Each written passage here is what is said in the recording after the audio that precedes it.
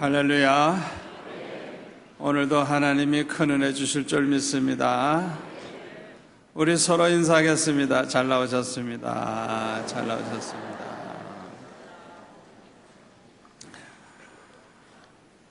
지난 주일에는 사도 베드로가 자기 자신도 장로라고 하면서 장로가 된 이 베드로가 이 장로에게 주는 교훈을 우리가 생각해 보았습니다. 그런데 오늘 본문에 보니까 오늘은 젊은 자들에게 교훈하는 말씀이 나오는데, 이 젊은이들에게 권면하기를 장로들에게 순종하고 겸손하라고 그렇게 권면을 하고 있습니다. 순종과 겸손을 교훈하고 있는 것입니다. 이 순종과 겸손은 서로 아주 밀접한 관계가 있습니다. 겸손한 사람은요, 순종을 잘합니다. 겸손한 사람은 말씀도 잘 듣고 열심히 배우려고 하고 또 순종도 잘 하는 것입니다. 특별히 순종하면 모든 복을 받는다는 것을 믿는 믿음을 가지고 기쁨으로 순종을 하는 것입니다. 누가복음 5장에 보면은 밤새도록 물고기를 한 마리도 잡지 못한 베드로가 그물을 끌어내어 가지고 깨끗하게 씻어 놓았을 때 예수님께서 말씀하시기를 깊은 데로 가서 그물을 내려 고기를 잡으라 말씀을 하셨습니다. 예수님은 목수입니다. 그러나 베드로는 어렸을 때부터 물고기를 잡는 어부로서 평생을 산 사람입니다. 그뿐만 아니라 지나간 밤을 뜬 눈으로 밤을 지새우면서 밤새도록 그물을 내려보았습니다. 그런데 한 마리도 못 잡은 것입니다. 그리고 이제는 그물을 다 끌어내어 가지고 씻어 놓았습니다. 그런데 주님께서 이제 와서 또 깊은 데로 가서 그물을 내려 물고기를 잡으라고 하시니 아마 베드로는 이 예수님의 말씀에 순종할 마음이 별로 없었을 것입니다. 그러나 베드로는 이렇게 말합니다. 선생님, 우리들이 밤이 새도록 수고하였으되 잡은 것이 없지만은 말씀에 의지해서 내가 그물을 내리리이다 하고 깊은 데로 가서 그물을 내렸더니 이게 웬일입니까? 지나간 밤에는 밤새도록 그물을 내려도 안 됐는데 얼마나 많은 물고기가 잡혔는지 두 채의 배에다가 물고기를 가득 채우는 엄청난 그런 물고기를 잡게 되었습니다. 이것을 보고 베드로는 예수님의 무릎 앞에 엎드려서 말하기를 주여 나를 떠나소서 나는 죄인으로소이다 그렇게 고백을 했습니다. 왜 이런 말을 했을까요? 자기에게 교만한 마음이 있었기 때문인 것입니다. 물고기를 잡는 것에 대해서는 자기가 예수님보다도 지식이 많고 경험도 많다고 생각을 했기 때문인 것입니다. 그러므로 예수님이 말씀하실 때 그저 마지 못해서 억지로 순종을 한 것입니다. 주님이 말씀하셨으니까, 그저 모처럼 주님 말씀하셨으니까 그냥 그 말씀 의지해서 허탕칠 각오를 하고 순종을 해본 것입니다. 다시 말하면 베드로는 예수님을 온전히 믿지 못하고 있었던 것입니다. 우리 예수님의 전지전능하심을 온전히 믿지 못하고 있었기 때문인 것입니다. 그러므로 믿음 없는 자기 자신을 부끄럽게 생각하고 주여 나를 떠나소서 나는 죄인이로소이다 그렇게 고백을 한 것입니다. 베드로가 아무리 물고기 잡는 것에 대한 지식이 많고 경험이 많다고 해도 어떻게 전지전능하신 예수님과 비교가 되겠습니까? 베드로가 예수님이 누군지를 똑바로 알았다고 하면 그저 겸손한 마음으로 무조건 순종했을 것입니다. 믿음으로 순종을 했을 거예요. 기쁨으로 순종을 했을 거예요. 예수님 말씀대로 그저 하기만 하면 된다 하는 믿음을 가지고 순종했을 거예요. 또 예수님의 말씀대로 이루어진다고 하는 확신을 가지고 엄청난 물고기를 잡을 것을 상상하면서 아마 기쁨으로 순종을 했을 거예요. 그러나 베드로는 그런 믿음이 없었고 또 교만했기 때문에 마지못해서 순종을 했던 것입니다. 겸손한 사람은 순종하기가 쉽습니다. 그러나 교만한 사람은 순종하기가 좀 어렵습니다. 자존심도 상하고 기분도 나쁘고 별별 이유를 다 생각하면서 순종을 안 합니다. 베드로는 이 사건을 통해서 순종이 중요하다는 것을 깨달았을 것입니다. 그래서 오늘 본문에 보면 젊은 자들아 장로들에게 순종하라 이렇게 권면하고 있는 것입니다. 그뿐만 아니라 베드로는 서로 겸손으로 허리를 동일하게 했어요. 허리를 동일하고 여자들이 치마 저고리를 입고 일을 할 때는 이 허리를 동여매야 일하기가 좋죠. 활동하기가 참 좋죠. 그런데 요한복음 13장에 보니까 예수님께서 제자들의 발을 씻어 주실 때도 수건으로 허리를 동이시고 겸손하게 엎드려 가지고 제자들의 발을 하나하나 씻어 주셨습니다.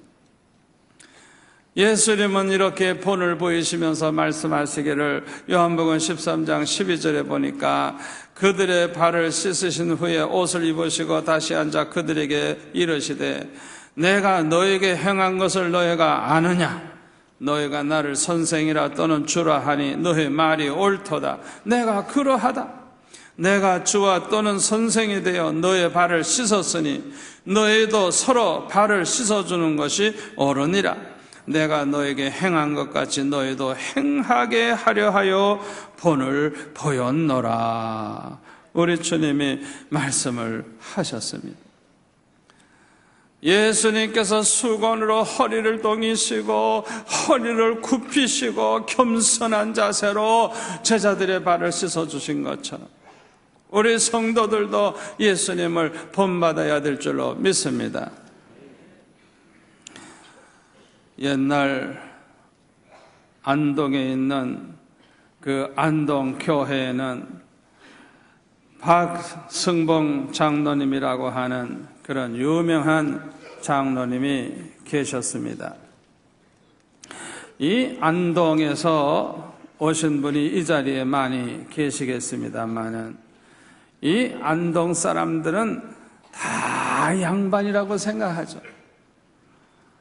그래서 그 교회에 처음으로 부임하신 한석진 목사님이 어떻게 해서든지 자기가 늘 양반이라고 생각하는 이런 생각을 좀 어떻게 하면 고쳐줄까 그렇게 생각을 했다고 합니다. 그런데 마침 그 교회에 아주 가난한 성도가 어머니가 돌아가셔가지고 이제 장례식을 행해야 되는데 남의 집 행랑빵을 하나 얻어가지고 아주 가난하게 사는 사람이라 장례식 돈도 없고 형편도 안 되고 아주 어려운 가정이에요. 그런데 그 교회 장로님 가운데 아주 고위층에 있는 높은 자리에 있는 박순봉 장로님을 모시고 가가지고 그 집에 가서 그 조그만 행랑방에 들어가가지고 이 목사님과 장로님이 손수 그 시신을 다 이렇게 다루어서 아주 그냥 입관을 하고 그 다음에 장례식을 잘 치러줬어요. 그 집 주인은 평소에 이 박순봉 장로님이 지체 높으신 어른이라 아주 존경하는 마음을 가지고 있었는데, 아이고 저런 분이 이렇게 천한 사람, 가난한 집에 와서 섬기는 것을 보고, 이야, 기독교가 내가 생각하는 거고 좀 다르구나, 감동을 받았어요. 이 소문이 그냥 안동에 이 양반들에게 소문이 나가지고 많은 양반들이 교회 나오기 시작을 했다고 합니다. 유명한 사람들이 그때도 다 교회 나오기 시작해가지고 이 교회가 부흥이 되었다고 하는 것입니다. 저와 여러분도 예수님을 본받아가지고 이렇게 겸손한 자세로 섬기는 자가 되어야 할 줄로 믿습니다. 우리에게 지식이 많은 것도 좋고 경험이 많은 것도 좋고 돈이 많은 것도 좋고 지위가 높은 것도 좋고 능력이 많은 것도 좋습니다마는, 그러나 이런 것들은 겸손으로 묶을 때에만 빛이 나고 유익하다는 사실을 믿으시기를 바랍니다. 여기에 겸손이 빠지면 아무 쓸데가 없어요. 이것이 모두 다 소용이 없어요. 사람이 교만해지면요, 이 모든 것이 없는 것만 못하는 것입니다. 아무리 지식이 많고 경험이 많아도 사람이 겸손하지를 못하면 그 자기 지식만 내세우고 경험만 내세우고 고집을 부리다가 보니까 아무 유익이 없고 없는 것만 못하는 것입니다. 아무리 지위가 있어도 겸손하지 아니하면 독재자가 되고 위선자가 되는 것입니다. 그러므로 이 모든 것은 반드시 겸손으로 묶여져야 하는 것입니다. 이 모든 것이 모두 다 겸손으로 묶여질 때 비로소 빛이 나고 유익을 주고 축복이 되는 줄 믿습니다. 성 어거스틴에게 하루는 제자가 찾아와서 묻기를, 그리스도인의 최고의 덕목이 무엇입니까? 라고 질문했을 때 그 그리스도인의 첫째 되는 최고의 덕목은 겸손이니라 대답을 했다는 거예요. 두 번째 최고의 덕목은 무엇입니까? 그것도 겸손이라. 그러면 세 번째 그리스도인의 최고의 덕목은 무엇입니까? 그것도 역시 겸손이니라. 그렇게 대답을 했다고 하는 것입니다. 이것은 참으로 유명한 교훈으로 전해지고 있습니다. 우리 기독교인의 최고의 덕목은 시작도 끝도 겸손인 것입니다. 미가서 6장 6절에 보면은 이런 말씀이 있습니다. 내가 무엇을 가지고 여 앞에 나아가며 높으신 하나님께 경배할까? 내가 번제물로 1년 된 송아지를 가지고 그 앞에 나아갈까? 여호와께서 천천의 수양이나 만만의 강물 같은 기름을 기뻐하실까? 내 허물을 위하여 내 맏아들을, 내 영혼의 죄를 말미암아 내 몸의 열매를 드릴까? 사람아, 주께서 선한 것이 무엇임을 내게 보이셨나니 여호와께서 내게 구하시는 것은 오직 정의를 행하며 인자를 사랑하며 겸손하게 내 하나님과 함께 행하는 것이 아니냐. 그래서 우리 하나님이 우리에게 구하시는 것은 겸손하게 하나님께 행하는 것이라고 말씀하고 있습니다. 마태복음 18장에 보면은 제자들이 예수님께 와서 천국에서는 누가 크니까 질문을 했을 때 예수님은 어린 한 아이를 그들 가운데 세워놓으시고 말씀하시기를 진실로 너에게 이르노니 너희가 돌이켜 어린 아이들과 같이 되지 아니하면 결단코 천국에 들어가지 못하리라. 그러므로 누구든지 이 어린아이와 같이 자기를 낮추는 사람이 천국에서 큰 자니라 그랬어요. 여러분, 어린아이 같이 되지 아니하면요 절대로 천국에 못 들어간대요. 이건 구원 문제의 전제 조건이 되는 거예요. 어린아이와 같이 자기를 낮추는 자라야 천국에서는 큰 자가 되고 그런 사람이 천국에 들어가게 된다는 것입니다. 얼마나 중요한 말씀인지 몰라요. 세례 요한은 아주 겸손한 사람이었습니다. 누가복음 3장 15절에 보면 사람들은 메시아를 바라보고 기다리고 있었는데 세례 요한이 나타나니까 혹시 그리스도가 아닌가 그렇게 마음속으로 생각을 하고 있었어요. 그럴 때 요한은 모든 사람에게 말을 합니다. 나는 물로 너희에게 세례를 베풀지만은 나보다 능력이 많으신 이가 오시나니 나는 그의 신발끈을 풀기도 감당하지 못하겠노라. 다시 말하면 신발끈을 매주고 풀어주는 이 좋은 노릇도 감당할 수 없다는 거예요. 그렇게 높으신 분이 바로 예수님이라는 거예요. 이렇게 세례 요한은 자기 자신을 낮추고 겸손해서 저와 여러분도 세례 요한을 본받아야 될 줄로 믿습니다. 우리 그리스도인들에게 가장 큰 시험이 뭔 줄 압니까? 교만에 빠지는 시험입니다. 우리가 어떤 시험보다도 항상 조심해야 될 시험이 뭐냐? 교만에 빠지지 않도록 조심해야 돼요. 이 교만에 빠지는 시험이 제일 큰 시험이에요. 아무리 훌륭한 성도같이 보여도 교만해지면 교만해지는 순간 넘어지게 되고 교만해지는 순간 실패자가 되는 것입니다. 베드로가 넘어진 것도 교만 때문이었습니다. 자기를 믿고 자기를 과신했기 때문에 그래요. 마태복음 26장 31절에 보면은 예수님께서 말씀하시기를 오늘 밤에 너희가 다 나를 버리리라 말씀을 하셨어요. 이렇게 말씀하실 때 베드로는 대답하기를 모두 주를 버릴지라도 나는 결코 버리지 않겠나이다.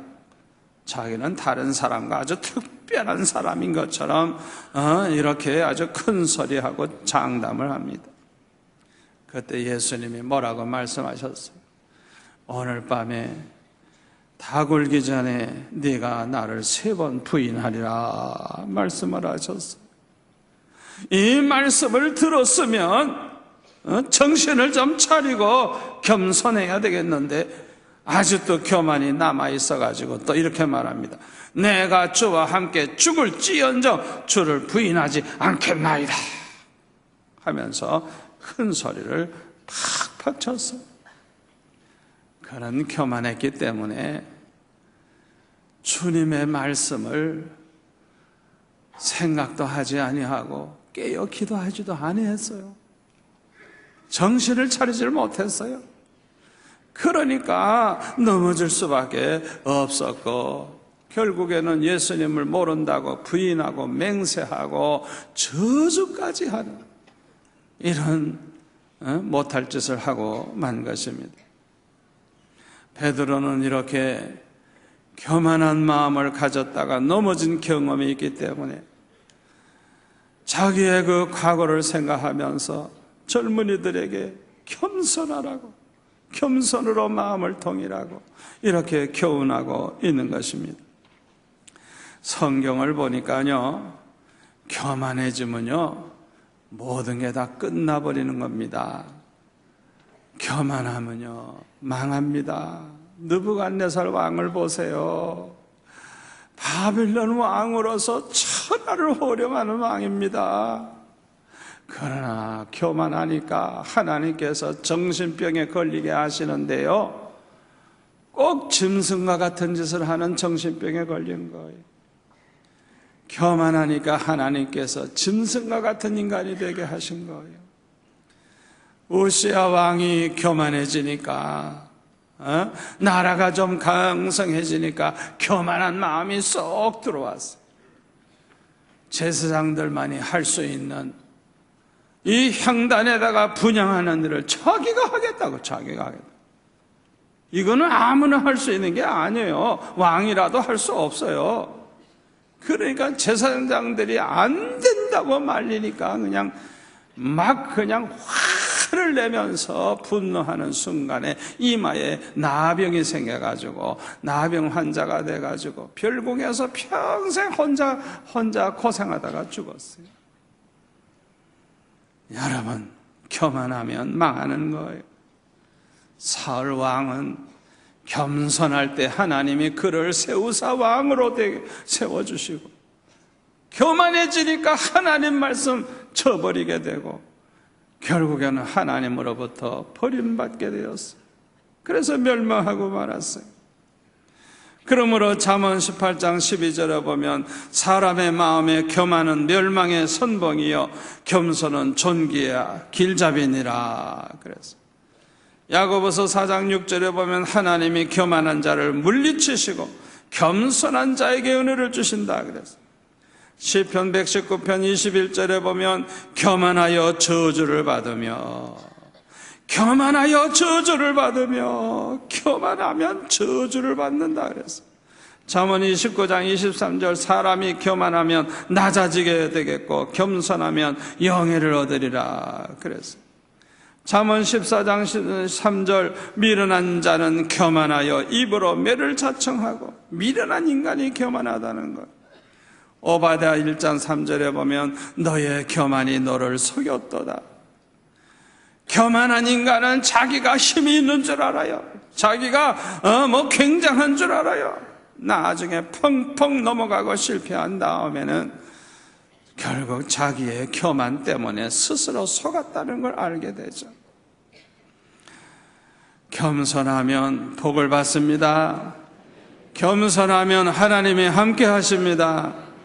이사야 57장 15절에 보면 지극히 존귀하며 영원히 거하시며 거룩하다 이름하는 네가 이와 같이 말씀하시되 내가 높고 거룩한 곳에 있으며 또한 통회하고 마음이 겸손한 자와 함께 있나니 이는 겸손한 자의 영을 소생시키며 통회하는 자의 마음을 소생시키려 함이라 그랬어요.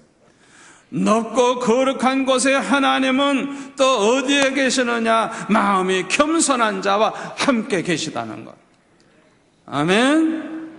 잠언 11장 2절에 보면 겸손한 자에게는 지혜가 있느니라 그랬어요. 잠언 15장 33절에 보면 겸손은 존귀의 길잡이라 그랬어요. 22장 4절에 보면 겸손과 여호와를 경외함의 보상은 재물과 영광과 생명이니라 그랬어요. 시편 17절에 보면 하나님은 겸손한 자의 소원을 들으신다 그랬어요.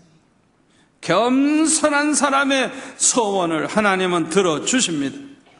시편 22편 26절에 보면 겸손한 자는 먹고 배부를 것이며 겸손한 자를 축복하신다는 걸 알 수가 있어요.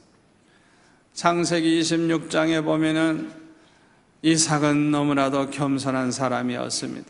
흉년 들었을 때 하나님 말씀 순종해서 애굽에 내려가지 않고 그랄 지방에 가서 농사를 졌더니 그 해에 100배의 축복을 받고 마침내 거부가 됐어요.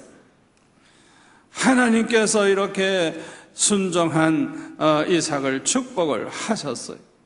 이렇게 이삭이 축복을 많이 받으니까 이것을 보고 시기하는 그랄 사람들이 찾아와 가지고 우물을 흙으로 메어버렸어요. 그러나 이삭은 아무 소리도 하지 아니하고 그곳을 떠나서 다른 곳에 살면서 또 우물을 파고 살았어요. 이 못된 인간들이 거기까지 따라와가지고 또 우물을 또 흙으로 메어버렸어요. 예, 그래도 이삭은 또 아무 소리도 안 하고 그저 온유한 자세로, 겸손한 자세로 다른 곳으로 떠나가지고 또 우물을 파고 살았어요. 거기까지 또 따라와가지고 또 우물을 메어버렸어요. 이삭은 끝까지 아무 소리도 하지 아니하고 조금 더 원망불평하지 아니하고 그렇게 겸손한 자세를 보여주었어요. 이러한 이삭이 브엘세바에 올라갔을 때 하나님께서는 창세기 26장 24절에 보면 이렇게 축복을 하십니다. 그 밤에 여호와께서 그에게 나타나 이르시기를 나는 내 아버지 아브라함의 하나님이 두려워하지 말라. 내 종 아브라함을 위해서 내가 너와 함께 있어 또 내게 복을 주고 내 자손이 번성하게 하리라. 하나님께서 약속을 하셨어요. 이삭은 이렇게 겸손함으로 축복을 받았어요. 이삭은 아버지 아브라함이 자신을 하나님 앞에 번제로 바치려고 했을 때에도 겸손히 순종만 했습니다. 원망 불평이 없었어요. 이삭은 하나님을 믿고 아버지의 사랑을 믿었기 때문에 그대로 순종만 했어요. 이러한 이삭을 하나님께서는 크게 축복을 하시고 언제나 함께해 주셨습니다. 오늘 본문 6절에 보면 그러므로 하나님의 능하신 손 아래서 겸손하라 말씀하고 있습니다. 절대 주권을 가지신 하나님께서 모든 것을 주장하시는데 무슨 할 말이 있겠습니까? 우리는 온유하고 겸손한 마음으로 순종만 하면 될 줄로 믿습니다. 절대 주권을 가지신 하나님께서 저분을 장로가 되게 하고 나를 집사가 되게 하셨는데 무슨 말을 할 필요가 있겠어요? 우리는 그저 순종할 뿐인 것입니다. 그러므로 베드로는 교훈하기를 모든 것을 하나님이 하시니 겸손하게 순종하라고 말하고 있는 것입니다. 톨스토이는 말하기를 겸손한 사람보다 힘이 강한 사람이 없다 그랬어요. 왜냐하면 겸손한 사람은 자기 자신을 떠나서 하나님과 함께 있기 때문이라 그랬어요. 오늘 본문 5절에 보면 하나님은 교만한 자를 대적하시되 겸손한 자들에게 은혜를 주신다 그랬어요. 우리가 겸손하면 힘이 있고 믿음이 생깁니다. 왜? 하나님이 은혜를 막 부어주시기 때문인 것입니다. 그러나 교만하면 약해지고 불신앙의 사람이 됩니다. 왜요? 하나님이 은혜를 주시지 아니하고 대적하시기 때문인 것입니다. 어떤 사람은 평생 교회에 나오지만은 도무지 은혜를 받지를 못해요. 그 이유가 뭔지 알아요? 교만하기 때문에 그래요. 여러분, 우리 교회 예배가 얼마나 은혜롭습니까? 이렇게 은혜로운 예배를 드리면서도 은혜를 전혀 못 받는 사람이 있어요. 왜 그런 줄 알아요? 교만하기 때문에 그래요.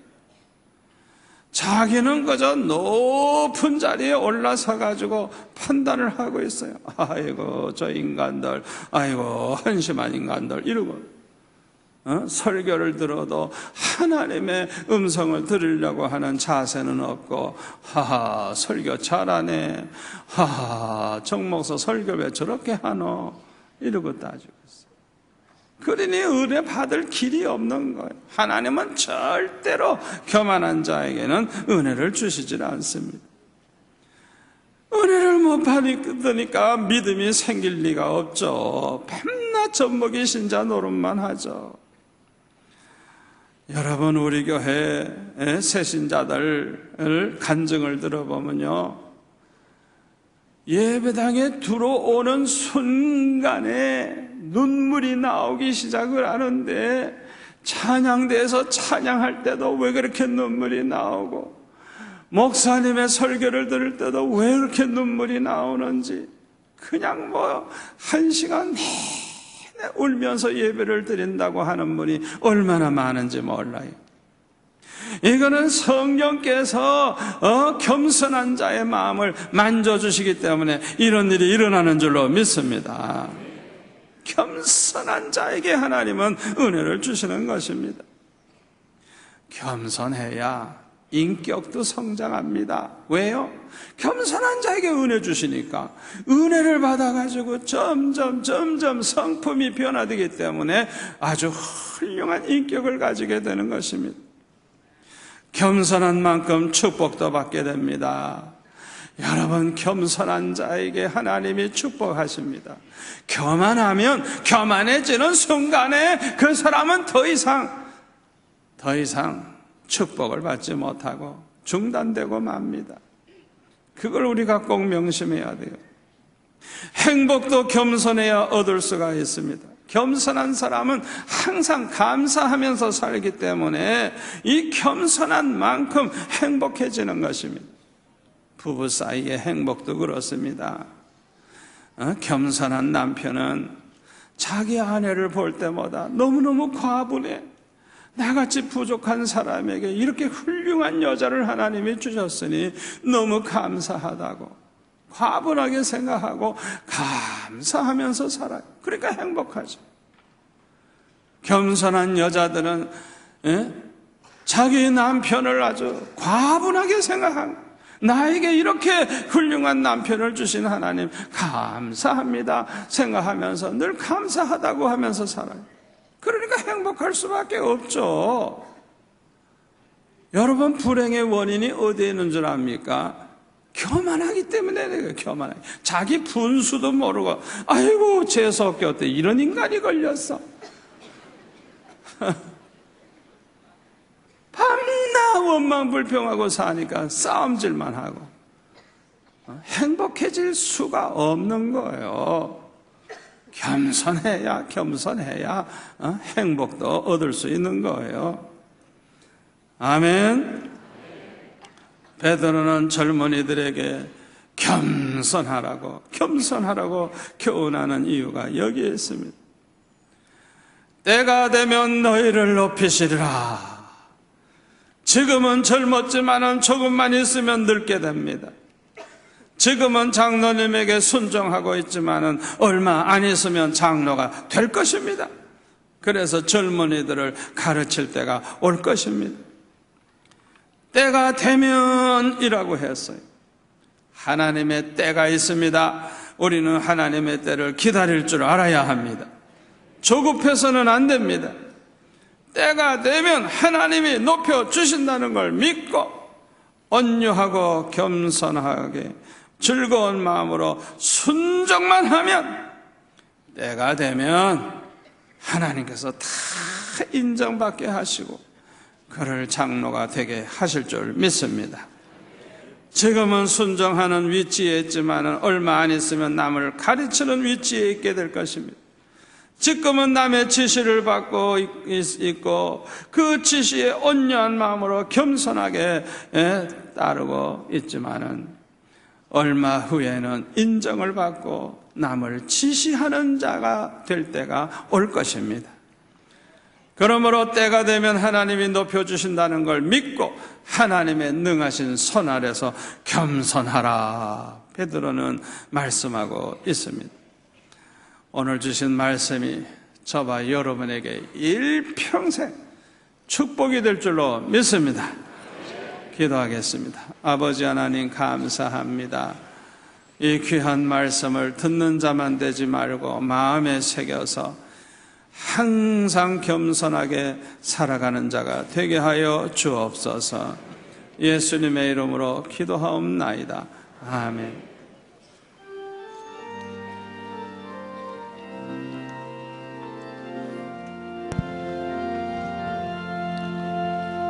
하나님께로 더 가까이